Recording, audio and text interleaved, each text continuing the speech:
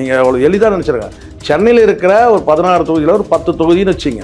மற்ற மாவட்டங்களில் ஒரு 10 20 தொகுதியில் இவங்க வந்து சட்டமன்ற உறுப்பினராக வந்தால் கூட மற்ற தொகுதியில் வந்து பார்த்தீங்கன்னா எடப்பாடியோட நிலைமை என்னன்னு பாருங்கள். இதே இந்த வந்து விஜய் தலைமையில் வந்து ஒரு 4 கட்சி கூட்டணி கட்சிகள் வந்திருந்தாங்கன்னா அப்போ நீங்கள் சொல்ல முடியும். நீங்கள் தனித்து நின்றுட்டு வந்து பார்த்தீங்கன்னா 26 கட்சியும் 16 கட்சியும் கூட்டணி இருக்கிற இடத்துல வந்து பார்த்தீங்கன்னா போட்டி போட்டு ஜெயிச்சிருவார். காரணம் கேட்டால் அவர் சினிமா கல்ட்டு அப்படின்னு சொன்னால் அதெல்லாம் வந்து கட்சி தொடங்கும் போது அந்த ஸ்பீடில் அப்படியே வந்து மெல்ல மெல்ல வந்து பார்த்தீங்கன்னா கரெக்டாக தான் வந்து ஸ்ட்ராட்டஜிஸ்ட் வந்து வேலை செஞ்சார் ஜான். அது கவிழ்த்து விட்டது வந்து பார்த்தீங்கன்னா 2 பேர். நான் என்னால் உறுதியாக 2 பேர் வந்து கட்டாயம் என்னால் சொல்ல முடியும். அந்த 2 பேருக்கு மேலே இன்னொரு 2 பேர். ஆனால் அந்த 2 பேர் வந்து பார்த்தீங்கன்னா கண்டிப்பாக கெடுத்தது வந்து புஷி ஆனந்தும் ஆதவர்ஜுனாவை தான் கெடுத்தது. ஆதவர்ஜுனாவை உள்ளே விடாமல் இருந்திருந்தா புஷி ஆனந்த் வந்து செருப்பால் அடித்து வந்து பார்த்தீங்கன்னா பாண்டிச்சேரி துரத்தி இருந்தாக்கா இந்த கரூர் சம்பவமே நடந்திருக்காது. விஜய் சிஎம் பதவி ஏற்ற உடனே வந்து முதல் ஜெயில் யாருக்கு தெரியுமா? யாருக்கு? எனக்கு சாட்டை துறைமுருகன் தான் வந்து ஃபர்ஸ்ட் ஜெயிலே.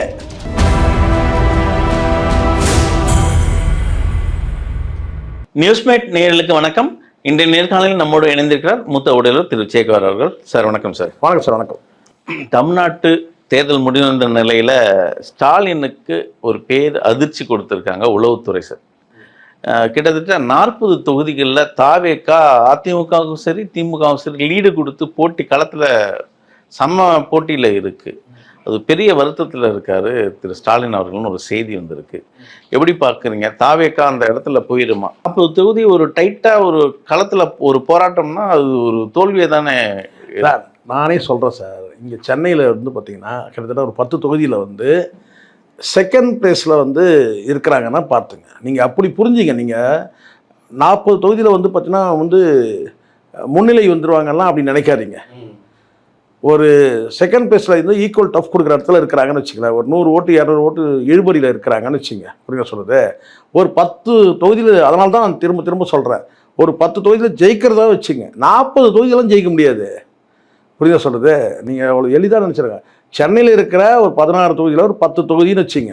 மற்ற மாவட்டங்களில் ஒரு 10 20 தொகுதியில் இவங்க வந்து சட்டமன்ற உறுப்பினராக வந்தால் கூட மற்ற தொகுதியில் வந்து பார்த்தீங்கன்னா வந்து எடப்பாடியோட நிலைமை என்னன்னு பாருங்கள். நீங்கள் எடப்பாடி வந்து பார்த்தீங்கன்னா ஒரு 40-50 தொகுதி தானே வரும். அந்த 20 தொகுதி எங்கேருந்து யார்கிட்ட இருந்து பறிக்கிறாங்கன்னு பாருங்கள். நீங்கள் அதிமுக வரக்கூடிய வந்து ஒரு 70 சீட்டு ஜெயிக்கிறதுனா அதில் வந்து ஒரு 20 சீட்டை இவங்க பிடுங்குறாங்கன்னு வச்சுங்க. அப்படியே 20 எம்எல்ஏக்களே வரதா வச்சுப்போம்.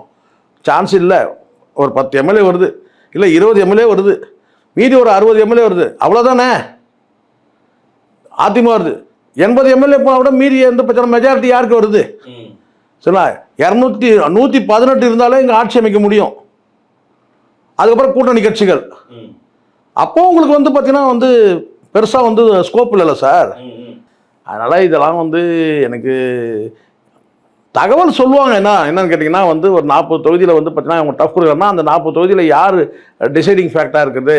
அதிமுக திமுகவான்னு போராட்டம் இருக்கலாம், அல்லது வந்து திமுகவா டிவிக்காவான்னு போராட்டம் இருக்கலாம், அதிமுகவா வந்து டிவிக்காவான்னு போராட்டம் இருக்கலாம். நான் தான் சொல்கிறேன்ல, இங்கே சென்னையிலே ஒரு 10 தொகுதியில் வந்து பார்த்தீங்கன்னா வந்து 20% வரைக்கும் வருவாங்கன்றேன். இது வந்து களத்தில் வந்து நீங்கள் பார்க்கணும். இதே இந்த வந்து விஜய் தலைமையில் வந்து ஒரு 4 கட்சி கூட்டணி கட்சிகள் வந்திருந்தாங்கன்னா அப்போ நீங்கள் சொல்ல முடியும். நீங்கள் தனித்து நின்றுட்டு வந்து பார்த்தீங்கன்னா 26 கட்சியும் 16 கட்சியும் கூட்டணி இருக்கிற இடத்துல வந்து பார்த்தீங்கன்னா போட்டி போட்டு ஜெயிச்சிருவார். காரணம் கேட்டால் அவர் சினிமா கல்ட்டு அப்படின்னு சொன்னால் அதெல்லாம் வந்து உளவுத்துறை சொல்கிறத நம்ம உதாசனப்படுத்த முடியாது. அவங்க சொல்கிறது என்னன்னு கேட்டிங்கன்னா ஒரு 40 தொகுதியில் வந்து ஒரு இழுபறி நிலைமையை உருவாக்குவாங்க அப்படின்னு சொல்கிறது தான். மற்றபடி வந்து பார்த்தீங்கன்னா வந்து ரிப்போர்ட் உளவுத்துறை ரிப்போர்ட் கேட்டால் மீண்டும் திமுக ஆட்சி தான். அது நல்லா நமக்கு வந்து தெளிவாக தெரியுது. அதனால் இவங்களுக்கு வந்து ஒரு புதிய கட்சிக்குன்னு கேட்டால் அவங்கள பொறுத்த வரைக்கும் ஒரு 10 எம்எல்ஏ வந்தால் கூட போதும். மொத்தமே 0ன்றதை விட ஒரு 10 எம்எல்ஏ வந்தால் கௌரவம் தானே. தாவேக்கா ரொம்ப நம்பிக்கையில் இருக்காங்களோ சார்? அவங்களுக்கு வந்து பார்த்தீங்கன்னா அவங்களுக்கு ஏற்ற அளவு தான் சார் அறிவு இருக்கும். அங்கே வந்து பார்த்தீங்கன்னா வந்து நான் இப்போவும் நான் சொல்கிறேன், இதை மறுபடியும் பதிவு பண்ணுறேன். ஆரம்பம் கரெக்டாக இருக்குது, ஃபினிஷிங் சரியில்லைப்பான்னுவாங்கல்ல, அந்த மாதிரி தான். நீங்கள் 2024 பிப்ரவரி மாதம் கட்சி தொடங்கும் போது அந்த ஸ்பீடில் அப்படியே வந்து மெல்ல மெல்ல வந்து பார்த்தீங்கன்னா கரெக்டாக தான் வந்து ஸ்ட்ராட்டஜிஸ்ட் வந்து வேலை செஞ்சார் ஜான். அது கவிழ்த்து விட்டது வந்து பார்த்தீங்கன்னா 2 பேர். நான் என்னால் உறுதியாக 2 பேர் வந்து கட்டாயம் என்னால் சொல்ல முடியும். அந்த 2 பேருக்கு மேலே இன்னொரு 2 பேர். ஆனால் அந்த 2 பேர் வந்து பார்த்தீங்கன்னா கண்டிப்பாக கெடுத்தது வந்து புஷி ஆனந்தும் ஆதவர்ஜுனாவும் தான் கெடுத்தது. விஜய்க்கு தேவையில்லாமல் ஒரு ராங் ரூட் கொடுத்தது. ஜானும் புஷி ஆனந்தும் ஒன்றா சார்? எனக்கு புரியவே இல்லை. ஜானும் புஷி ஆனந்தும் ஒன்றா? புஷி ஆனந்த் வந்து பார்த்தீங்கன்னா முறவாசலுக்கு வந்து உதவலாம் சார். ஆனால் அறிவுக்கு நீங்கள் ஒப்பிட்டீங்கன்னா வந்து பார்த்தீங்கன்னா அவன் தலையெழுத்து. யார் தலையெழுத்து? ஜானோட தலையெழுத்து. இவனுக்கெல்லாம் வந்து பார்த்தீங்கன்னா நம்ம வந்து இவன் கூடலாம் சேர்ந்து வேலை செய்யணுன்ற. நீங்கள் விஜய் வந்து ஒரு சினிமா கல்ட்டு அது ஒன்றா எடுத்துக்கலாம். இவன் யார்? இவன் முறவாசல் தானே. ஒரு முறை சொன்னாராம் KA கிருஷ்ணசாமி, உங்களுக்கு தெரியும் நினைக்கிறேன், பழைய முன்னாள் அமைச்சர், ADMK அமைச்சர். அது வந்து உங்களுக்கு தெரியும். KA கிருஷ்ணசாமி பழைய ஆள், சரிங்களா, அதிமுகவில். அவர் சொன்னாராம் வந்து பார்த்தீங்கன்னா, எனக்கு வந்து ஜெயலலிதா தலைமையில் வந்து நான் செயல்படுறதுல எனக்கு ஒன்றும் பிரச்சனையே இல்லை. ஆனால் வீட்டில் இருக்கிற வேலைக்காரிக்கெல்லாம் நம்ம பதில் சொல்ல வேண்டியதாக இருக்குது. வீட்டில் வேலை செய்கிற வேலைக்காரிக்கெல்லாம் வந்து நம்ம வந்து பதில் சொல்கிறதா இருக்குது. யாரை சொன்னார்னு நினைக்கிறீங்க நீங்கள்? யாரை சொன்னார்? சசிகலா சொல்லியிருக்கிறாரு. கிருஷ்ணா சொல்லியிருக்காரு, எனக்கு ஜெயலலிதா தலைமையில் வந்து பார்த்தீங்கன்னா அவங்க ஒரு சினிமா வந்து கல்ட்டு, அது வந்து கட்சியில் வந்து செயல்பட்டுருக்கிறாங்க. அவங்க தலைமையில் நான் செயல்படுறதுக்கு வந்து எனக்கு எந்த கூச்சமும் கிடையாது. ஆனால் வீட்டில் வேலை செய்கிற வேலைக்காரிக்கெல்லாம் பதில் சொல்ல வேண்டியதாக இருக்குன்னு சொல்லி வருத்தப்பட்டாராம். அந்த மாதிரி தான் வந்து ஜானோட அறிவு வேற, புஷி ஆனந்த் எந்த வகையில் சமமே கிடையாது. ஆனால் வேறு வழி இல்லாமல் வந்து பார்த்தீங்கன்னா நீங்கள் புஷி ஆனந்தெல்லாம் ஆரம்பத்தில் செருப்பால் அடிச்சு தோற்றிருந்தாங்கன்னு வச்சுங்க. எது உண்மை சார்? ஆதவர்ஜுனா உள்ளே விடாமல் இருந்திருந்தா, புஷி ஆனந்த் வந்து செருப்பால் அடித்து வந்து பார்த்தீங்கன்னா பாண்டிச்சேரி துரத்தி இருந்தாக்கா இந்த கரூர் சம்பவமே நடந்திருக்காது. அவ்வளோ வியூகம் வந்து அமைக்கிறத வந்து ஜான் எக்ஸ்பர்ட்டு. ஆனால் நம்ம வந்து ஏன் இதே ஜானே வந்து பார்த்தீங்கன்னா அறிவு இருக்கா ஏன்னு பல முறை நம்ம கேட்டோம். நானே கேட்டிருக்கேன். ஏன்னா கூட இருக்கிறவங்க வந்து எக்ஸிக்யூட் பண்ணுறவனுங்க முட்டாள்தனமாக பண்ணுறானுங்க. அப்போ அது யார் மேலே அந்த பழி விழும்? யாரை கேட்போம் நம்ம? புரியுது. இது தாவேகா தரப்புல ஒரு நம்பிக்கையா இல்லை இது அளப்பறையான்னு என்னன்னு தெரியல. தாவேகா தொண்டர்கள் பக்கத்தில் விஜய் அமோக வெற்றி பெறுவார், அதுவும் 30,000 வாக்கு வித்தியாசத்தில் ஒரு லீடிங் வெற்றி பெறுவார்னு ஒரு செய்தி. அப்படியும் அது மட்டும் இல்லாமல் May 8 விஜய் பதவி ஏற்கும் நாளே பார்த்துட்டாங்க, ஜோசியமே பார்த்துட்டாங்க. இவங்க சார் இவங்க எவ்வளோ காமெடி பண்ணியிருக்கானுங்க சார். சார் இதெல்லாம் என்ன சார், இதை விட ஸ்பெஷல் ஐட்டம் ஒன்று இருக்கு. அமைச்சர் லிஸ்டே வந்து இல்லை சார், அமைச்சர் லிஸ்ட் அதெல்லாம் இருக்கட்டும் சார். இதை விட ஸ்பெஷல் ஐட்டம் ஒன்று சொல்லட்டுமா? நான் விஜய் CM பதவி ஏற்ற உடனே வந்து முதல் ஜெயில் யாருக்கு தெரியுமா? யாருக்கு? எனக்கு சாட்டை துறைமுருகன் தான் வந்து ஃபர்ஸ்ட் ஜெயிலே. இப்போ என்னெல்லாம் வந்து நான் பேசின பேச்சுக்கெல்லாம் வந்து அந்தமான் இது அந்த மாதிரி அந்தமான் ஜெயில் இருக்குல்ல. இல்லை தூக்கி போடுவோம். இல்லை சார், இல்லை சார், அது சொல்ல மாட்டேன் சார். இல்லை நான் நினைக்கிறேன் என்னன்னு கேட்டா, இவனை வந்து சாட்டை துறைமுருகன் பக்கத்தில் ஏதாவது போடுங்க. சேகோரா வந்து திகாரில் போட முடியுமான்னு ட்ரை பண்ணுங்க, இல்லை அந்தமானில் போடுங்க. எது அதுக்கு பாஜகவோட ஒத்துழைப்பு அதெல்லாம் ஏன்னா அப்படிதான் சில பேர் போட்டு இருக்கிறான். என்ன தெரியும், நம்பிக்க முடியாது. நான் படிக்கிறேன், ஒருவேளை மினிஸ்டர் லிஸ்ட்ல உங்க பேர் இருந்தாலும் இருக்கு கருமம். நீங்க வேற ஒண்ணு அமைச்சர் உத்தேச பட்டியல் வெளியிட்டு இருக்காங்க. அந்த இந்த ஜோக்கர், அதுவும் இவனுக்கிட்ட போய் இந்த ஜோக்கர் கூட நம்ப மாட்ட முடியாது. நான் படிக்கிறேன் பாருங்க. பெரம்பூர் விஜய் வெற்றி, உள்துறை மகளிர் நலன் குழந்தைகள் மேம்பாடு. ரைட்டு, கரெக்டான துறை சார். கோபிச்செட்டிப்பாளையம் செங்கோட்டையன் வெற்றி, பொதுப்பணித்துறை நீர்வளம் பாக்குறாரு. ரைட்டுங்க, நல்லா சம்பாதிக்கலாம் சார். வில்லிவாக்கம் ஆதவர்ஜுனா செய்தி விளம்பரம் மற்றும் சுற்றுலா. கரெக்டான பதவி சார். அது கரெக்டான பதவி, கரெக்டா போடுறாங்க. கரெக்டான பதவி சார். அப்புறம் தீநகர் உங்காலு என் ஆனந்த் சரக்கா போக்குவரத்து துறை. மதுவிலக்கு அமல்துறையில தான் கொடுத்துருக்கணும், அங்க மிஸ் பண்ணிட்டாங்க. அதை மிஸ் பண்ணிட்டாங்க. மயிலாப்பூர் வெங்கட்ரமணன் உணவு இது நீதித்துறை. திருச்செங்கோடு அருண்ராஜ் உணவுத்துறை. அவங்க மனைவிக்கு டைவர்ஸ் கொடுத்துருவாரா எப்படின்னு தெரியலையே. RK நகர் மரியவெல்சன் உயர்கல்வித்துறை. அவருக்கு ஏத்த பதவி பார்த்தமே அவர் கல்வியெல்லாம். திருப்பரங்குன்றம் நிர்மல்குமார் பிற்பட்டவர் மற்றும் சிறுபான்மை நலத்துறை. அப்புறம் காரைக்குடி பிரபு பால்வளத்துறை. மருத்துவத்துறையில சார் கொடுத்துருக்கா. மயிலம் விஜய் நிரஞ்சன் தகவல் தொடர்பு. மதுராந்தகம் எழில் கேத்ரின் சுகாதாரத்துறை. மதுரை மத்தி முஸ்தபா சத்துணவுத்துறை.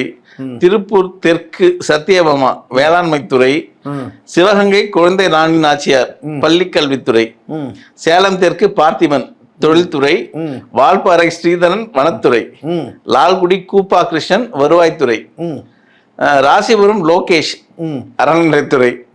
சேகர்பாபு போட்டீங்களா? செம்மையா போட்டிருக்காங்க. அவினாசி கமலி விளையாட்டுத்துறை, கும்பகோணம் வினோத் கூட்டுறவுத்துறை, சீர்காழி கோபிநாத் பத்திரப்பதிவு, திருத்தணி சத்யகுமார் பட்டியலினத்தோர், ஆண்டிப்பட்டி லெப்ட் பாண்டி என்னவா இருக்கும் சொல்லுங்களேன், சொல்லுங்களேன். தெரியலையா? ஒரு ஊர்ஜிதம் லெப்ட் பாண்டி அப்படின்னாவே என்னவா இருக்கும் சொல்லுங்க. சட்டத்துறை. அப்புறம் கம்பம் ஜெகநாத் மிஸ்ரா சமூக நீதித்துறை, சோழவந்தான் கருப்பையா ஊரக வளர்ச்சி, திருநெல்வேலி RS முருகன் நெடுஞ்சாலை, ஆலங்குளம் விபின் கனிம வளம், குளச்சல் பிரேம் அலெக்ஸ் சிறுபான்மை நலம், கடையநல்லூர் ஜலீல் வெளிநாடு வாழ் தமிழர் நல். இது மாதிரி ஒரு சூப்பரா அந்த கருப்பு கரசி பேர் எதுவுமே காணும் சார். எப்படி சார் மிஸ் ஆயிடுச்சு சார்? அதான் டெப்டி சிஎம் வரணுமே. இளைய தலைவி கருப்பு கரசி பேர் வரல. இளைய தலைவி தான். ஆமா, இளம் தலைவி. இளம் தலைவி ஏதாவது எலெக்ஷன்ல நிக்கணும் சார். திருச்சி இல்ல 2 தொகுதியில் தோத்த உடனே சாரி கருவம் தயவு தப்பா எடுத்துக்காதுக்காக நான் ஜெயிக்கணும்னு தான் சொன்னேன். மனசுல நான் உள்ள இருக்கிறது வெளியே வருதான்னு தெரியல. இப்போ 2 தொகுதியில் ஜெயிச்ச உடனே ஒரு தொகுதி வந்து பார்த்தீங்கன்னா வந்து கருப்பு கரசி இல்லையே. இங்க என்ன சொல்லியிருக்காங்கன்னா திருச்சி தோக்குற மாதிரி தான் சொல்லியிருக்காங்க. பெரம்பூர் தான் குறிப்பிட்டு இருக்காரு. அப்போ வந்து திருச்சி தோத்துறாங்க. ஒரு தொகுதி அவங்களே ஒத்துக்கிறாங்க. அப்போ கிடையாது, சான்ஸ் இல்லை, வாய்ப்பு நினைக்கிறேன். இது வந்து அவங்க தான் வெளியிட்டாங்களா இல்ல நீங்க எதனா சரி பண்ணி? இல்ல சார், அபிஷியலா வந்து ஆவேகா தரப்புல அபிஷியலா தொண்டர்கள் அபிஷியலா வந்திருக்கு. அபிஷியல் இல்ல, விஜய் கையெழுத்து போட்டுருக்காரா கீழே? விஜய் தான் முதல்ல எல்லாத்துக்கும் கையெழுத்து போட்டு போறாரு. விஜய் கையெழுத்து போட்டுருக்கானா சார்? இல்ல நான் கேட்கறதா கிடையாது. விஜய் கையெழுத்து போட்டுருக்கானா? இல்ல சார், இது எனக்கு டவுட்டா இருக்கு சார். மக்கள் பொதுப்பணித்துறையை போய் வந்து நீங்க என்ன சார், பொதுப்பணித்துறையெல்லாம் வந்து நீங்க வந்து அவர் இந்த செங்கோட்டையிட்ட கொடுத்தா என்ன நடக்கும்? வந்து பாத்தீங்கன்னா வந்து புஷியானந்து கிட்ட வந்து பாத்தீங்கன்னா நீங்க போக்குவரத்து துறை கொடுத்தீங்கன்னா என்ன நடக்கும் சார்? ஏற்கனவே நீங்க வேற ஏற்கனவே செங்கோட்டையன் இல்லை சார், இதெல்லாம் வந்து நீங்கள் இது ஃபேக் சார். இது ஆக்சுவலாக இது வந்து அஃபிஷியலாக வரல. இல்லை அவங்க தொண்டர்கள் வால் போஸ்டர் வச்சு ஒட்டியிருக்காங்க. அது வந்து தொண்டர்கோட்டில் அவங்க ஏதோ கலகம் பண்ணி தெரியுது. சமூக வலைதளத்தில் இதான் சமூக வலைதளத்தில் வர்றது எல்லாமே கிடையாது சார். Viral sir. இது வைரல் கூட ஆகட்டும். என்கிட்ட சொல்லிட்டாங்க காலையிலேருந்து.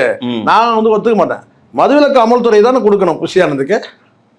அது எப்படி வந்து பாத்தீங்கன்னா நீங்க எப்படி சார் அவங்க போட்ட லிஸ்ட் நீங்க மாத்துவீங்க? உங்களுக்கு புழல் சிறைன்னு ஒரு லிஸ்ட் இருக்குது. எனக்கு வந்து நம்பிக்கை இல்லை. இது வந்து இது ஃபேக். இது விஜய் வந்து பாத்தீங்கன்னா வந்து தொண்டர்கள் அலப்பறை. மகளிர் வந்து குழந்தைகள் நலன் போட்டீங்க இல்லையா, அதுலயே எனக்கு டவுட்டு. விஜய் கிட்ட வந்து பாத்தீங்கன்னா அந்த தொகுதி விஜய் வச்சுக்க மாட்டாப்ல. இது மகளிர் நலன் குழந்தைகள் பாதுகாப்புன்னு வர சொல்றீங்கல்ல, குழந்தைகள் பாதுகாப்பு எப்படி அவர் பண்ணுவார்? 2 பிள்ளைகளுமே காப்பாற்றலாம் வந்து ஒரு விமர்சனம் வரும்ல. மகளிர் நலன் வந்து பார்த்தீங்கன்னா வந்து பொண்டாட்டியோட வாழுன்னு ஒரு பிரச்சனை இருக்கு. ஓகே, வேணும்னு நீங்கள் வந்து கோத்து விட்றீங்கன்னு நினைக்கிறேன். அது ஃபிட், அது செட் ஆகலையா அந்த அமைச்சர் பதவியே? அந்த அமைச்சர் பதவி செட் ஆகலை சார். ஏன் சார்? ஆமாம், பின்ன வந்து மகளிர் நலன் சொல்கிறீங்க, அப்புறம் வந்து குழந்தைகள் பாதுகாப்புன்றீங்க. 2 குழந்தைகளும் நடுரோட்டில் நிற்குது. பொண்டாட்டி வந்து நீதிமன்றத்துக்கு போயிருக்கிறாங்க. அப்புறம் நீங்கள் எப்படி நீங்களே சொல்லுங்கள். இது ஏதோ சினிமா ரூட்ன்ற அமைப்பா இது? நான் கேட்குறேன். நிர்வாகம்ல இது, அது ஒரு கேள்வி ஆகல. ஸோ அது வாய்ப்பு இல்லை. இது வந்து ஃபேக். இதை நான் நம்ப மாட்டேன். இது தப்பு. இது யாரோ வந்து கழக பேர் வழிகள் பண்ணுறது. இது வந்து பார்த்தீங்கன்னா வந்து 2வது வந்து பார்த்தீங்கன்னா அவருக்கே தெரியும் வந்து பார்த்தீங்கன்னா வந்து இது கிண்டல் அடிக்கிறதுக்காக பண்ணியிருக்கிறாங்க. எனக்கு தெரிஞ்சு ஒரு 5 தொகுதி வந்து வரும் சார். அந்த 5ல் கூட வந்து 2 தொகுதி சொல்ல முடியும் விஜய். இது மீதி 3 யாருன்னு சொல்ல முடியாது. அது இவனா அவனா எமன் சொல்ல முடியாது. சரிங்களா? அதனால் வந்து ஆதவர்ஜனம் வந்து 2 வெள்ளிவாக்கம் கன்ஃபார்மு, காலி கன்ஃபார்மு. மற்றபடி வந்து பார்த்தீங்கன்னா ஒரு 2-3 தொகுதி எங்கேயாவது வந்து எவனாவது ஜெயிச்சு வருவான். செங்கோட்டையனா இருக்கலாம், அல்லது வேறு ஏதோ ஒன்று எங்கேயாவது. அதுவும் உறுதியாக சொல்ல முடியாது. அப்படின்னா இருக்கலாம். சும்மா மற்றபடி வந்து கேட்டால் வந்து வாக்கு சதவீதம் இருக்கும் சார். அது ஒரு தொகுதியில் வந்து பார்த்தீங்கன்னா 15% இருக்கலாம், ஒரு தொகுதியில் 8% இருக்கலாம், 10% இருக்கலாம். ஒரு சில சென்னையிலலாம் 20% கூட வரும்ன்றாங்க. அந்த அளவுக்கு வந்து போல இருக்கு. தொடர்ந்து பேசணும் சார். நன்றி சார்.